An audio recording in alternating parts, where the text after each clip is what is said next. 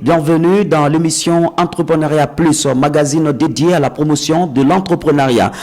Jeune dévoué pour sa nation au-delà de ses frontières. Notre invité fait partie des jeunes leaders dynamiques qui font bouger les lignes dans la diaspora ivoirienne en terre turque. Consultant en affaires et responsable des stratégies et développement commercial du département francophone dans un hôpital en Turquie. Mohamed Bakaïko, bonjour. Bonjour. La présentation, elle est bonne? Tout à fait. Alors, comment se porte la diaspora ivoirienne en terre turque? La diaspora ivoirienne en terre turque se porte à merveille, avec quelques difficultés qu'on arrive à surmonter, avec l'harmonie et tous ensemble. Donc, ça fait qu'on arrive à surmonter toutes ces difficultés et tout. Bon, dans l'ensemble, ça va. Avez-vous une idée d'un nombre estimatif de ces jeunes entrepreneurs? Vous voyez? Bon, je dirais qu'il y en a vraiment assez. Il y en a vraiment assez. Et de jour en jour, on découvre encore qu'il y a vraiment des talents, il y a vraiment des jeunes Ivoiriens vraiment dévoués en Turquie qui essayent de s'impliquer et tout et de se faire vraiment remarquer. Mais je ne pourrais vraiment donner le nom exact. On va dire que la Turquie est beaucoup plus fréquentée par les Africains. Au-delà des Ivoiriens, vous voyez d'autres nationalités? Exactement. Et que déjà que moi, je suis dans un hôpital et responsable aussi du département Afrique. Donc j'ai la chance aussi de voir beaucoup d'Africains venus en Turquie. D'ailleurs, que ce soit du Sénégal, que ce soit du Mali, que ce soit de plusieurs horizons. Donc je dirais que la Turquie aujourd'hui est un centre aujourd'hui pour les Africains. Et ce n'est pas seulement que dans le secteur médical ou dans le secteur seulement de la construction. Il y a plusieurs secteurs aujourd'hui qui intéressent vraiment l'Afrique. Les jeunes, ils partent pour apprendre, étudier, entreprendre, c'est ça? Tout à fait. Aujourd'hui, beaucoup de jeunes vont aussi en Turquie pour étudier, d'ailleurs comme moi. Au départ, j'ai étudié et tout, et après, j'ai essayé de m'introduire dans le monde professionnel, comme on le fait d'ailleurs. Parfait. Vous avez intégré l'univers bilatéral entre la Côte d'Ivoire et la Turquie à travers votre ONG, notre regard ivoirien, nouveau regard ivoirien, créé en mai 2020, fondé sur des principes tels que le travail, l'entrepreneuriat et le leadership. Parlez-nous un peu de votre ONG et comment êtes-vous venu dans l'entrepreneuriat? Bon, déjà, le nouveau regard ivoirien a été créé en 2020. L'idée est venue pourquoi? Parce qu'on a voulu d'abord faire, avec un ami à moi, on était tous deux au départ, on a voulu faire un jumelage de villes et ça a été un échec. Et c'est à ce moment donné qu'on s'est assis, on a fait une réunion, lui et moi, on a vraiment discuté et on s'est dit mais pourquoi ne pas vraiment exploiter toutes ces richesses qu'on a en Turquie et toutes ces choses en fait qui pourront vraiment bénéficier à notre pays qui est en voie de développement.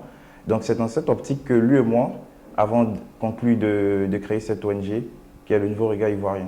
Et on s'est dit qu'on allait essayer de plus renforcer des relations bilatérales à travers la facilitation pour l'import des machines, tout ce qui est innovant pour le domaine médical, pour le domaine de l'agriculture et aussi pour l'insertion de la jeunesse ivoirienne en Turquie après les études et comment les former pour un meilleur retour en terre ivoirienne.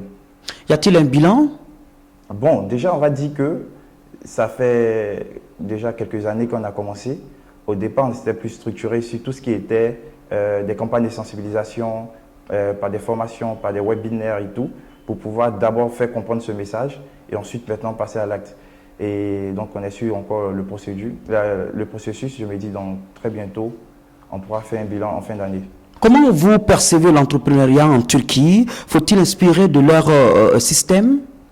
Bon, je dirais oui. Oui, déjà que l'entrepreneuriat en Turquie, la Turquie déjà c'est un pays vraiment développé, avec beaucoup de richesses, avec beaucoup de choses très avancées qu'on n'a pas encore chez nous, malheureusement. Mais je pense que nous qui sommes là-bas, nous avons vraiment la chance aujourd'hui de pouvoir s'introduire et prendre de chaque chose et en somme fusionner ça pour venir développer ça chez nous.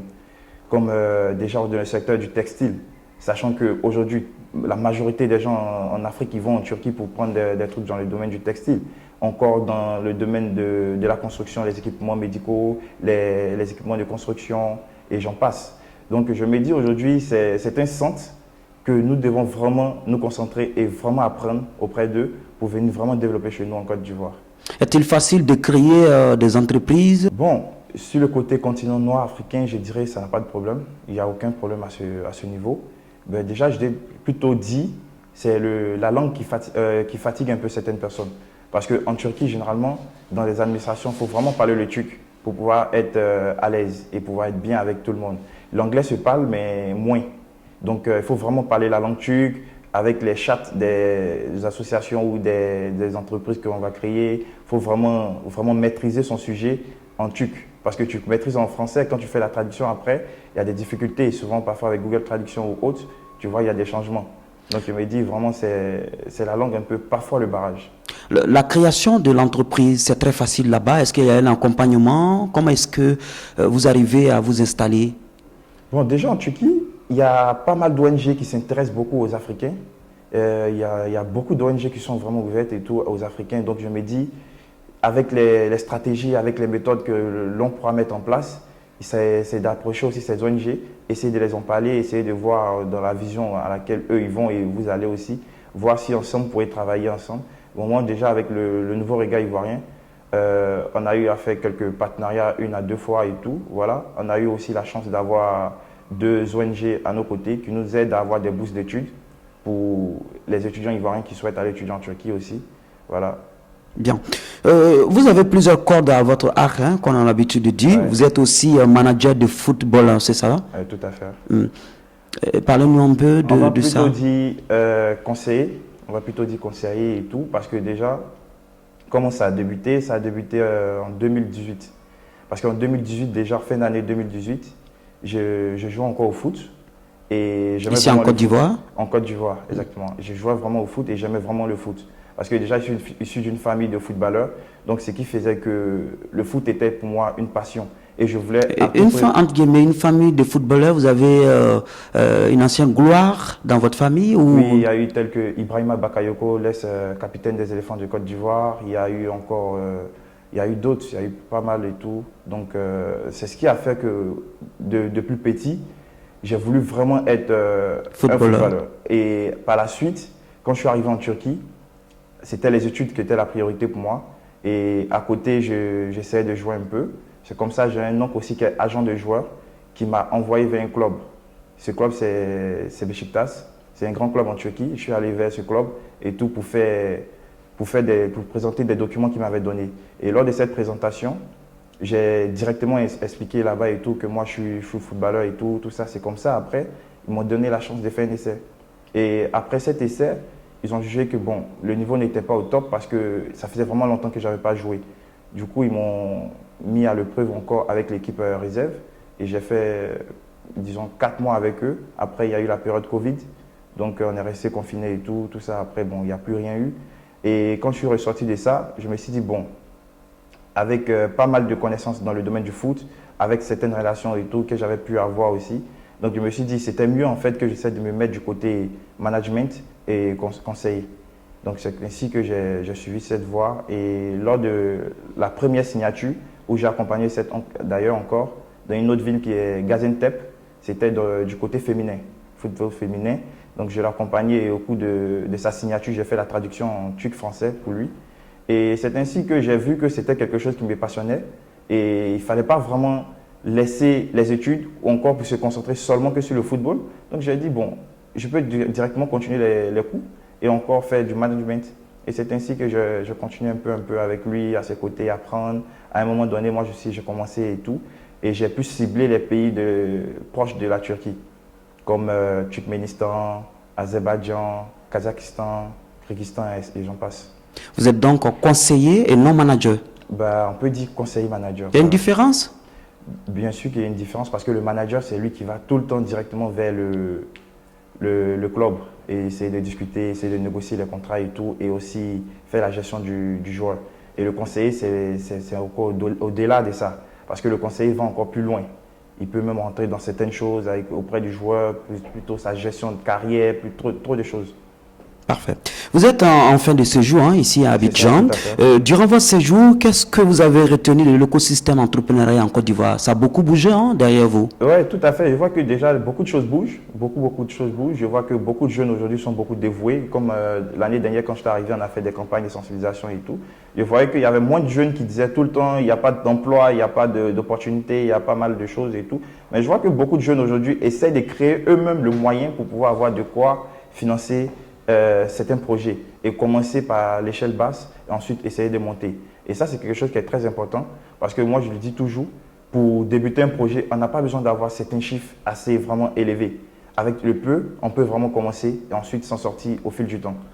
Voilà, on a eu des exemples devant nous, il y a plusieurs personnes, plusieurs dévanciers qui essaient de donner des conseils et tout. Et je pense que c'est des trucs à suivre d'ailleurs. Quels sont vos projets en ce moment pour la Côte d'Ivoire? Bon, déjà, moi, mon projet pour la Côte d'Ivoire, je suis plutôt sur le domaine de la santé, d'ailleurs que je suis dans le domaine de la santé. Donc pour moi, c'est d'aider les autorités aujourd'hui en Côte d'Ivoire à pouvoir parfaire en fait tout ce qui est du domaine de la santé en Côte d'Ivoire. S'il faut, comment ramener des gens en Turquie pour des formations, vu que la Turquie aujourd'hui fait partie des meilleurs pays au monde où la santé est vraiment développée. Donc déjà, comment rentrer en contact avec certaines autorités, comment les envoyer, les docteurs ici, les envoyer en Turquie pour former les jeunes. Exactement, pour des formations, pour des séminaires de 2 semaines, 2 mois et tout. Et voilà, et encore comment faire ramener des équipements qui vont vraiment être impressionnants en Afrique, qui vont faire de la Côte d'Ivoire le pays phare de tous ces pays voisins. Et ça fera en fait attirer d'autres pays, ça fera du tourisme médical. Et ce qui va ramener encore beaucoup d'argent à notre pays. Vous avez certainement un message à l'endroit de vos jeunes frères, sœurs qui sont ici, qui sont en train d'entreprendre, comme vous l'avez dit tout à l'heure. Ben déjà, moi je vais dire, comme je l'ai dit tout à l'heure, je pense que le plus important, ce n'est pas de chercher le plus grand financement, ou d'attendre encore l'État, ou d'attendre encore les banques. Je me dis, déjà le plus important, c'est la volonté. Encore, c'est de monter un bon projet très impressionnant et très stratégique. Ce projet qui va te faire avancer soi-même et qui fera venir d'autres personnes à toi.